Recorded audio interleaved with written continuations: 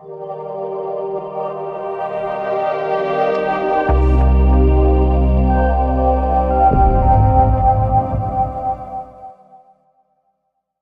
was a cold day in December when Mr. Gold made the call to 911. He noticed his elderly neighbor's driveway hadn't been plowed in a while, and there were no footsteps in the snow either. The police entered the home to find that Larry, an elderly man, had passed away weeks ago. Investigations began, and as it turns out, Larry was Jewish. The Jewish Burial Society of Toronto worked tirelessly to contact the family or their friends, but Larry had none. The day the funeral arrives, and 5 people show up. 4 people doing the burial, and Mr. Gold, who originally made the call to 911. The time for eulogies arrives, and it's silent. And then Mr. Gold breaks the silence, as his eyes well up with tears, and he begins to cry. Larry, I never knew you. I didn't know that you had no parents, no kids, no siblings, no friends. I didn't know that you were so alone in this world. I never reached out to you to say hi.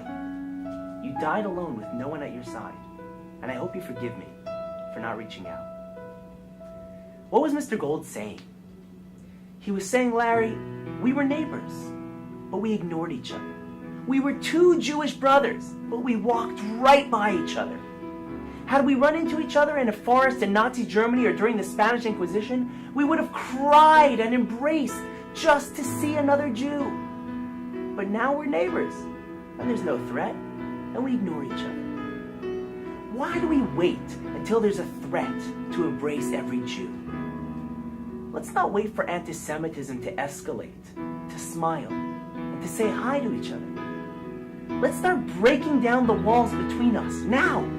Whether it's a friend, a neighbor, a coworker, whether they're old, young, religious, secular, reform, conservative, Orthodox, Reconstructionist, Ashkenazic, Sephardic, whatever the walls may be, break them down.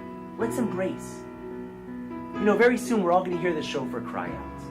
But it's not just the sound that we hear. It's a call to action. This is the time of year to pick up the phone, to reach out to that neighbor, that coworker, that relative, regardless of our differences. This year, let's break the walls between us and just embrace. And may the Almighty see His children entering the high holidays, arm in arm, and bless us all with a happy, sweet new year.